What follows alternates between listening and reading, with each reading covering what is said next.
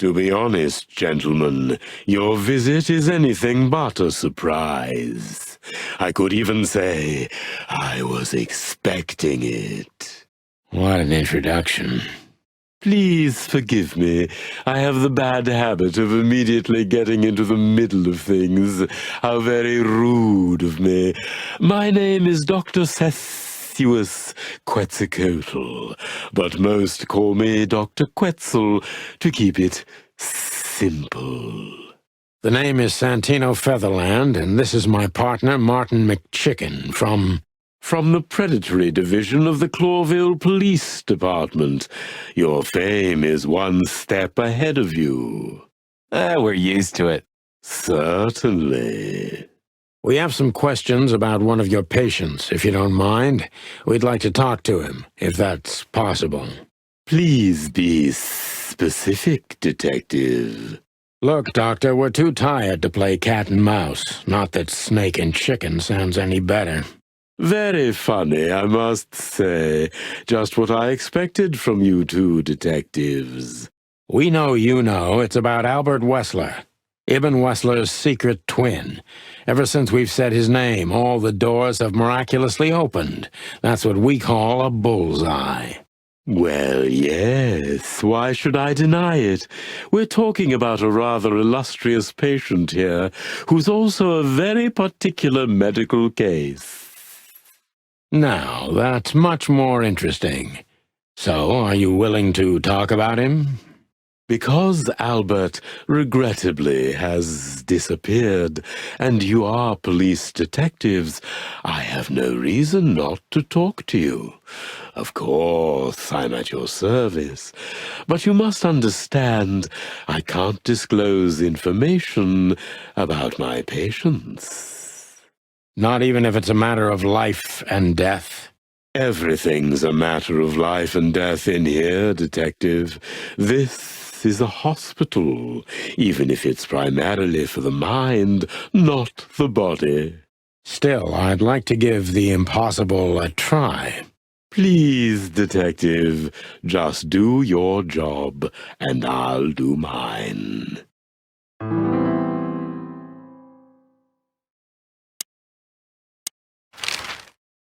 How long was Albert a resident of the institution? For quite some time. His first symptoms surfaced in his teens: depression, panic attacks, and schizophrenia. Was he brought here immediately after the first signs that something wasn't right? You know, the biggest problem with an opinion on insanity is that animals are ashamed of it. That's the reason our institution stands out here in the middle of nowhere. Because animals would rather hide what they're afraid to face. I couldn't have said it better myself. As far as I know, the Wessler family wasn't exceptionally wealthy. Indeed, they were rather poor, but we offer our services gratis. Then how do you sustain yourselves? By the grace of the treasury of King Hector III, of course. I wouldn't have guessed that. My family and the royal dynasty had always been on good terms, Mr. Santino.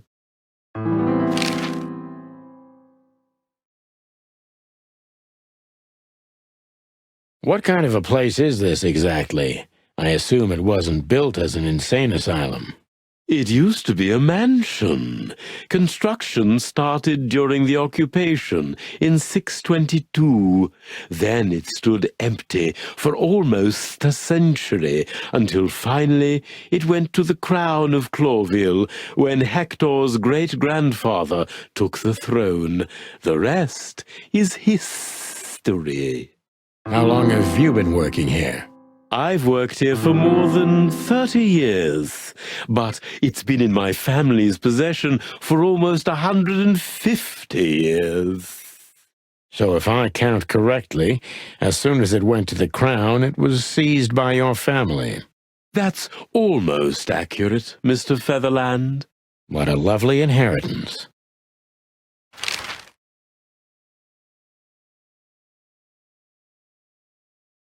Tell me, Doctor, do you know Madame Zavas?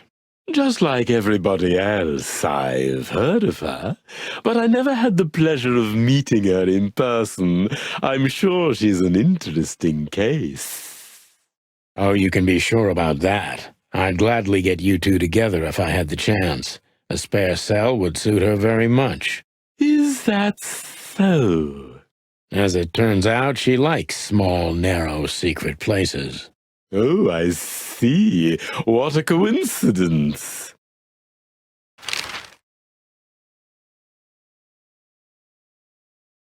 So, what do you want to know, gentlemen? Let's see.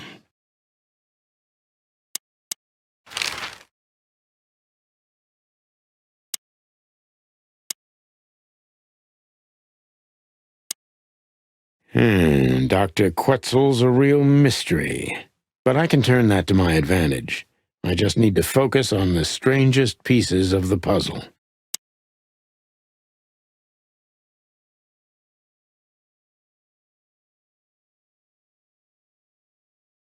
So when did Albert become a resident of your institute? Albert and Hobart, or Ibn as you call him, arrived here almost exactly 4 years ago. Could you describe that day more specifically? It was not long after New Year's Eve, maybe the first week of the year, if I'm not mistaken. It was sleeting that day. Wind was banging incessantly on the windows. The power was going out for short periods of time. What was your first impression of them? I already knew the Wessler name. I knew who they were, or at least I knew one of them, Hobart Wessler. He was famous, gangster, moneylender, celebrity, lover. And Albert? He was new to me, an invisible grey ghost. The family had tried to keep his existence a secret. Why? Because they were ashamed of him, of course, Mr. Featherland. That's how it usually is. What was your first impression of him? He was silent, but observed everything that surrounded him. His eyes were constantly moving, never stopped for a second. Was he afraid? I wouldn't say so. It seemed to me that he wanted to move into our institution voluntarily. It looked as if he couldn't wait to be here, alone, locked up in silence and darkness. Didn't you think of that as unusual? Of course I did, but who am I to judge? It was rather special treatment.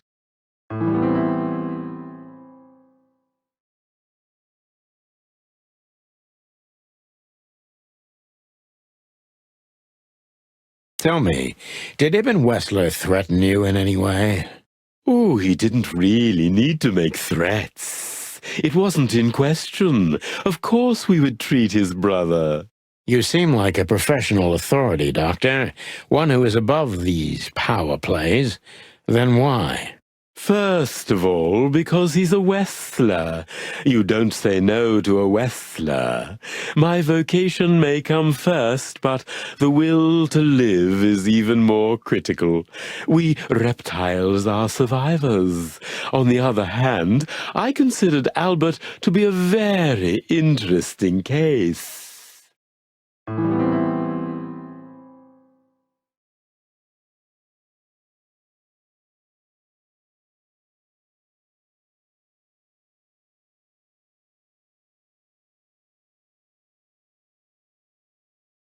Do you think he was a threat to others?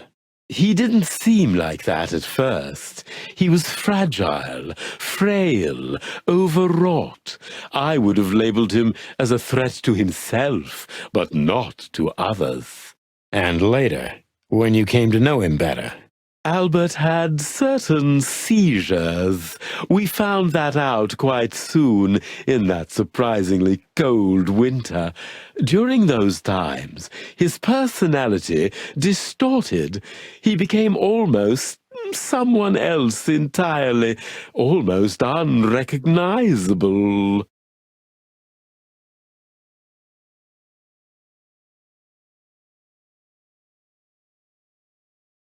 Are you telling me Albert had multiple personalities? We found out very quickly that there was no other reason for the cause of his seizures.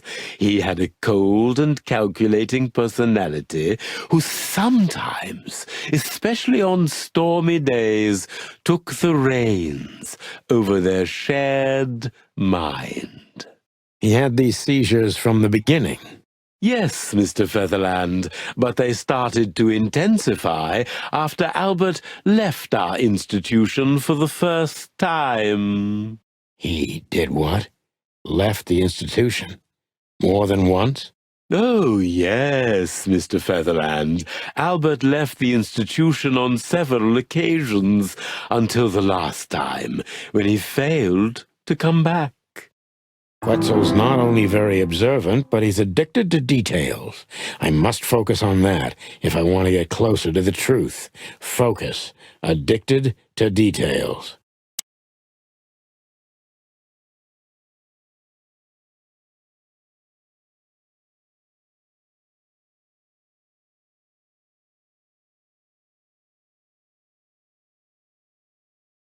When and why did Albert leave the institution for the first time? It was about 2 years ago. Mr. Hobart Wessler appeared and demanded we let his brother go free. Naturally, we obliged. We had no idea if we'd ever see him again. But you did. He returned the same day. Albert was ecstatic. He was unrestrained. I could almost say happy. That was unusual for him? I had never seen him like that before, Mr. Featherland. He just smiled and stared at the empty wall for hours. Did he ever tell you what happened to him outside? Of course he did. Albert and I had a good relationship. He was working on a painting for his brother. Was it a painting of a lovely lady cat? Oh, exactly. So you already knew about that. Yes, Dr. Quetzal, I've seen it.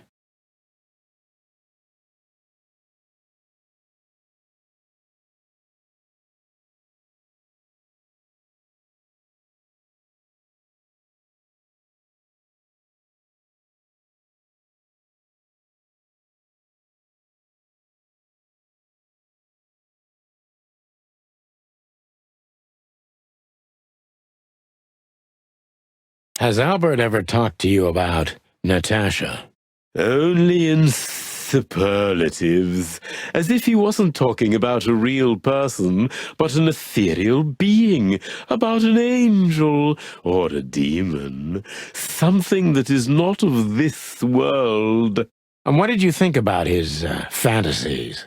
We are in an institution where almost everyone is hallucinating on a daily basis, Mr. Featherland.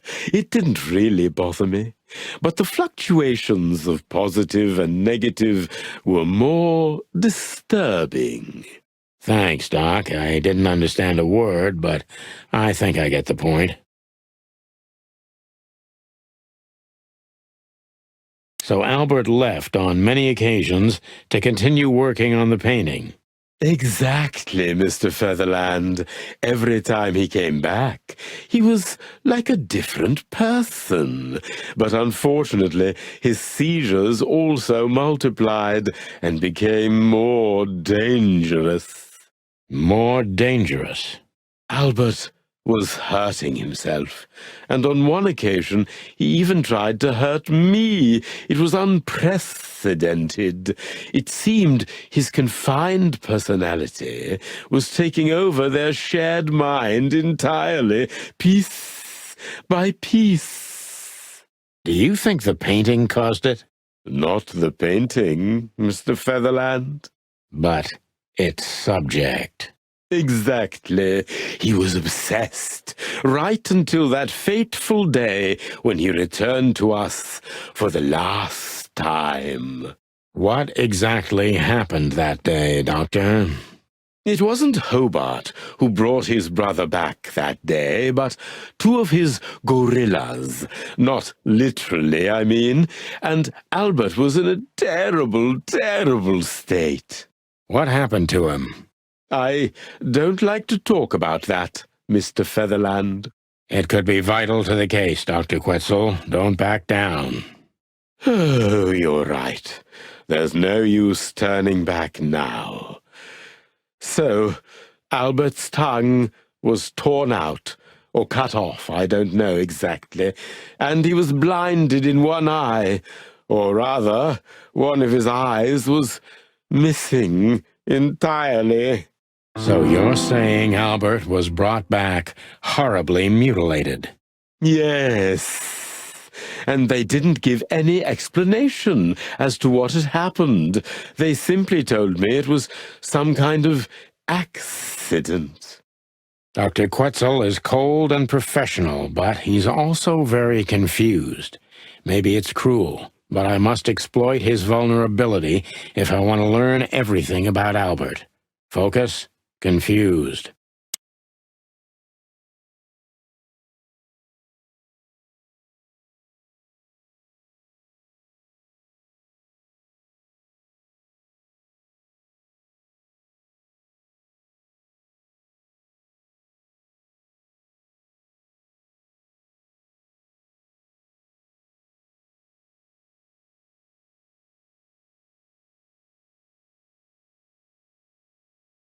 The two fellas who brought Albert back, could you describe them?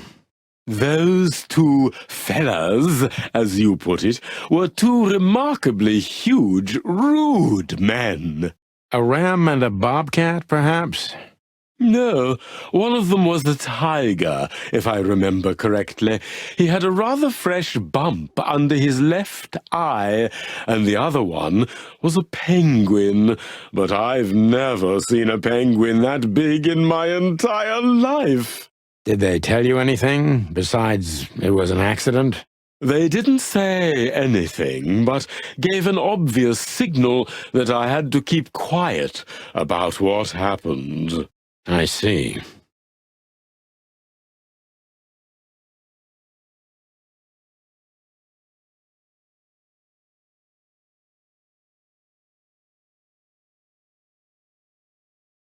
Pull yourself together, Doctor. What was Albert's condition after the incident? Mind your tone, Detective. Sorry, Doc, but I can see you're disturbed by these memories. How could I not be? I'm not a monster. We're talking about a mutilated animal here. So, what was he like after the incident? Even more silent than ever. No surprise, I suppose. He was not only silent in words, but also in his soul and spirit. What do you mean by that? He never painted anything again, and his seizures completely stopped. That didn't get me far. What happened then? How did Albert disappear? A few weeks later, Hobart came to visit Albert one more time. Albert had been in terrible condition by then. We even had to transfer him to another cell, a more safe one. What did Hobart do during the visit? He didn't do anything.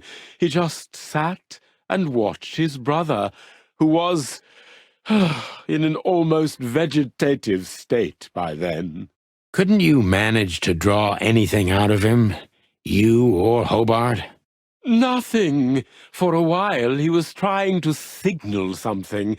Perhaps he was too afraid, and most likely his fingers had been broken too, so he couldn't even write. Do you think Hobart could have killed Albert? It's horrible to say it, but I'm sure of it. How did he disappear in the end? Did someone come for him? That's what's most eerie about it all, Mr. Featherland. He simply disappeared. His door, which only I had a key for, was open. Did anyone see anything? No one. We interrogated the staff, even the patients. He simply vanished off the face of the wilderness. We don't know what happened to him. Unfortunately, I have a hunch. Thank you, Doctor. You've been a great help. Oh, well, I'm glad I could be of help. But please, I now must attend to my work. We understand, Doctor. Thank you.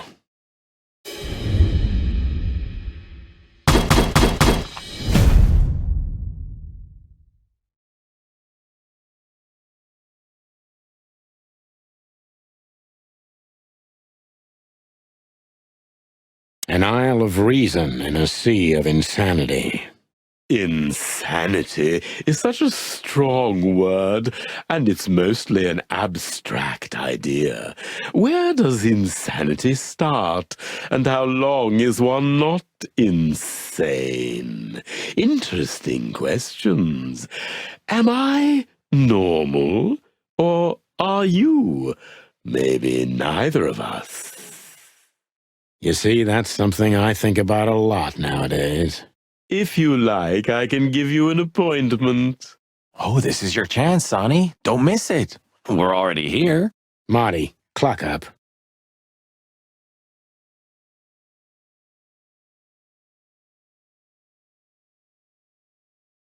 Why do you have bars on your windows? Because it's a room like all the others, and I'm just an animal, too, like all our residents. With the significant difference of you being a doctor and not a patient. Am I right? It's not as big of a difference as you'd think.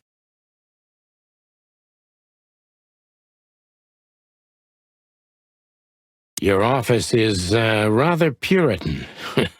Simple, I mean. Ain't that the truth? Well, yes. I can't let my mind wander from my work. I only keep what's essential in my office.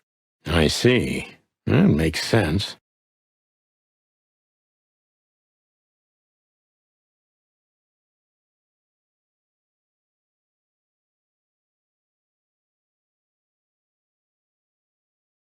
Are you very busy?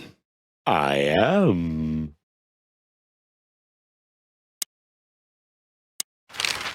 A snake. I can't help it, but they make my feathers stand on end. That's quite shocking information.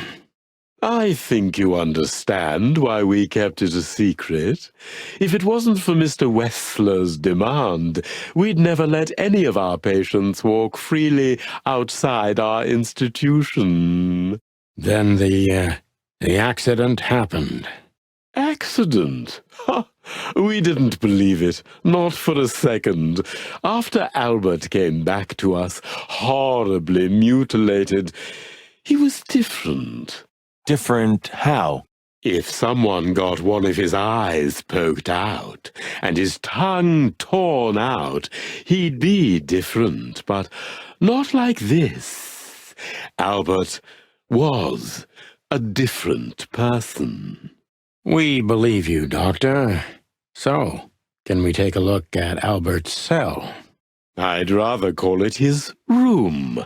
Mr. Wessler lived in exceptional circumstances. Thanks to the Wessler name, I guess. Yes. Well, we try to make all of our patients stay as comfortable as possible, but Albert certainly enjoyed special favoritism. I hope you don't mind if we take a look around in there. That's not going to bother anyone. Well, that's surprising. I've never seen a cell like this before, that's for sure. I wouldn't mind living here myself. It seems that being a Wessler gets you privileges. And a healthy dose of danger. Mostly that, yeah. Let's take a good look around. I'm sure we'll find some answers here. I can almost smell them. Well, I smell paint, ink, plaster, some kind of oil, aging paper, slight smell of rat, and great expectations. What the dickens? Unmistakable. Yeah. This place is bad for you, pal. But if you've already jump-started your beak holes, then sniff out the solution. I'm on it, Boss Bird. You know, I don't think he had it so bad in here. You mean apart from being separated from everyone you love in an ancient mansion filled with madmen? You're right. As always.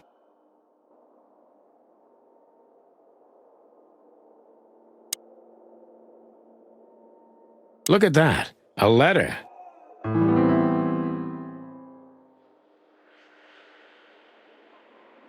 Identical twins. And looking at it, they may have easily loved the same woman. 2 men and 1 woman. Nothing good ever comes of that. Well, I wouldn't say that exactly. Of all the wild ones, Marty, please, stitch up your beak, okay? Just use your imagination, old bird. Scribbles, newspaper articles, study papers, poems, perfect chaos. Just like the troubled mind of a troubled fella. Yeah, but there's still a kind of order in it. It's just too intricate for you to comprehend. If you say so, boss.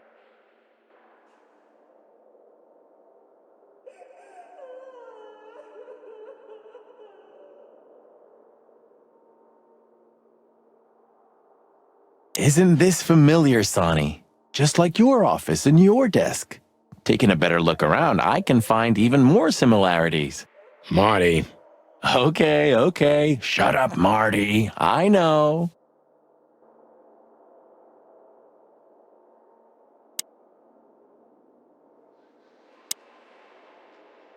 No way.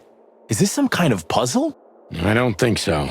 But we could still find something important here. A pattern, a sign, anything.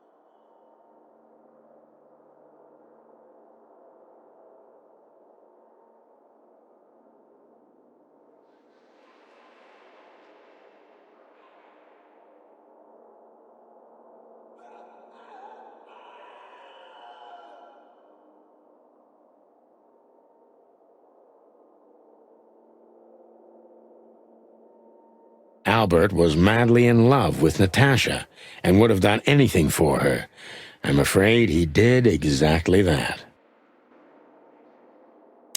What do you make of this? Apart from the fact the guy was totally insane? I don't know. What should I? That maybe we've been chasing the wrong person all this time, Marty. What do you mean? Everything will be revealed soon. Why do you have to be so melodramatic all of a sudden? If I'm right, this'll flip the whole case upside down. What's that, Sonny? A blurb from some horrible novel? I just have to think things through before I come to any hasty conclusions, Marty. Ugh, you're killing me. So, what now? Where to? Back to Clawville, where we can finally put all the pieces together. You're driving me crazy. But all right, let's go home.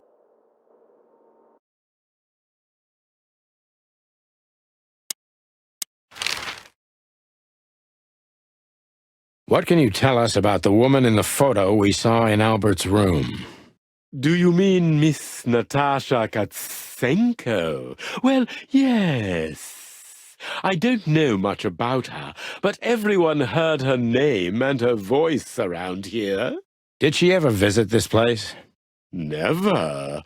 But if you ask me, Natasha probably didn't even know Albert was a resident of our institution. And Albert, did he mention her often? Constantly. It was obvious he had an affection for Miss Katsenko, but I wouldn't have thought for a moment he could escape because of her. I wouldn't jump ahead, Doctor. Something else could be behind Albert's disappearance. Do you think so? All the signs clearly indicate this. Maybe they do, Doctor, but in my line of work, logic's not always the best advisor. In 99% of cases. Exactly. But this one typically belongs to the remaining 1%. If you say so. So, detectives, have you found what you were looking for? I'm afraid we have, Doctor. And more. I wouldn't dare to say I'm happy to hear it, but I'm glad to be of service to you. Well, thanks, Doc. I hope I don't offend you by saying I hope we're not going to meet anytime soon. Not on account of either of our jobs, am I right? Exactly.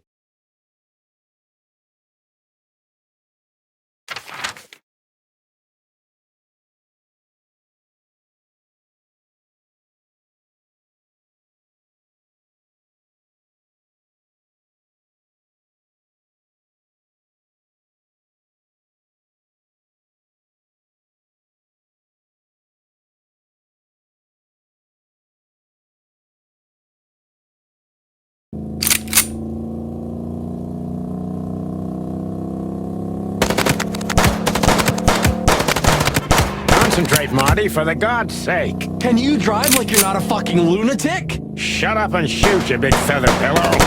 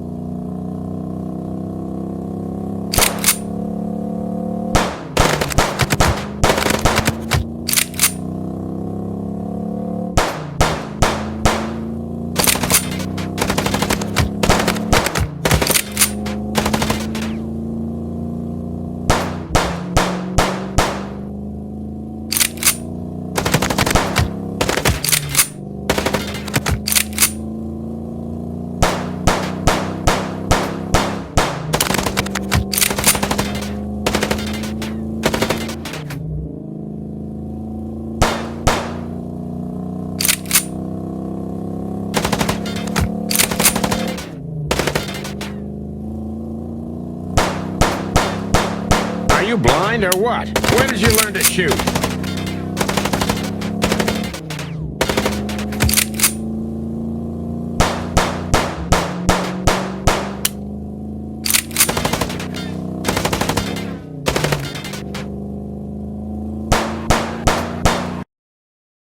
Whew. Well, that was close. A little too close for my taste, and it only strengthens my belief. Wessler is desperate. He knows if we survive, he's done for. Well, come on, what did you work out? Will you tell me already? Sure. Let's put the picture together, piece by piece. Let's start from the beginning.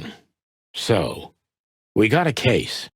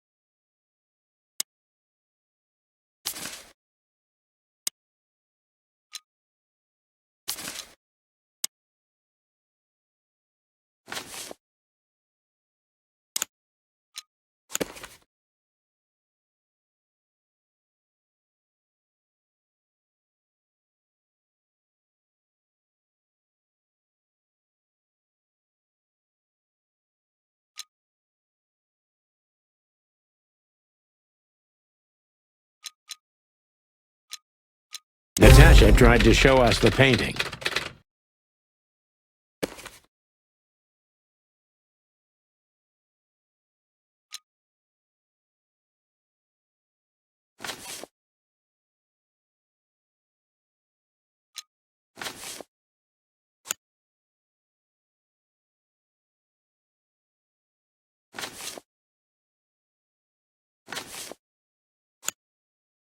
And that painting would have shown us the way.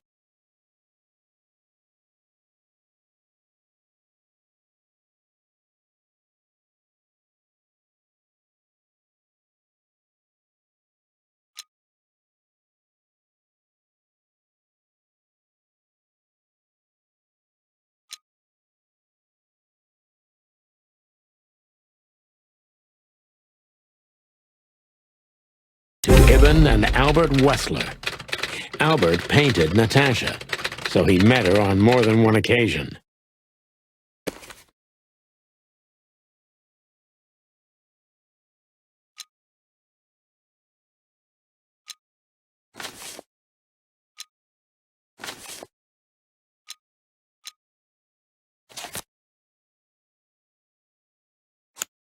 Which made Albert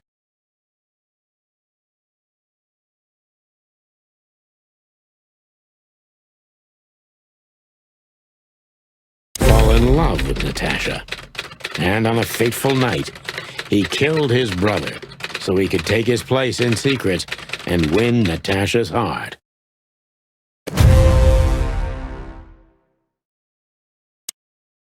So what happens now? The inevitable, Marty. We're going to the Wessler mansion to confront Ibn with the facts. You mean Albert, right? Yeah, exactly. And of course, Natasha. Do you think she knew about it? Something stinks, Marty. The whole case seems too intricate. Too many coincidences, right? Well, after 10 years, you did learn something, didn't you? 9. You're right. Huh. What? You just laughed, Sonny. What? No, I snorted. No, you laughed. Just leave it, Marty. I'll be telling this to my grandchicks. All right, pal, that's enough. Okay. So, Albert fell madly in love with Natasha and decided to have her for himself. And his best chance was to trade places with Ibn Wessler. So that's why the torn-out tongue. Yeah, Ibn couldn't squeal even if he wanted to. What a diabolical plan. More like insane. But why the messages then? Why the threats? Albert got what he wanted. He could have got away with it. I'm not a psychologist, Marty, but remember what the doctor told us. Albert has a seriously injured mind and a split personality. I think his two identities were at war with each other. So the messages were written by one of his personalities, consumed by jealousy? Something like that, Marty, but we can only learn the whole truth from him. You're right. So, are we going or what? We're going, Marty, to finally finish what we started. Well, if there's anything you'd like to do before, do it now, boss. You won't have a chance later. You're right, Marty. It's time to wrap everything up.